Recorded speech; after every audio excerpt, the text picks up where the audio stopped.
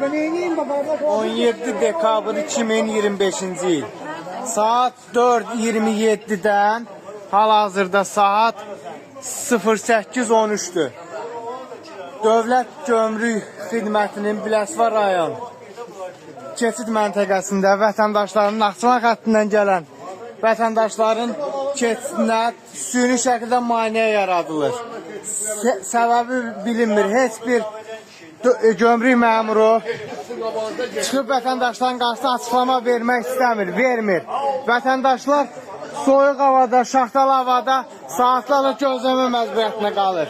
Xəstələr, uşaqlar və s.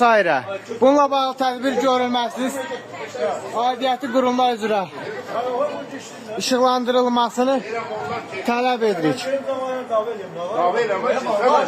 Sıradasan da sen de gel. O gözlara der ki. Sıra sen. 5 saatdən artıq müddət də artıq.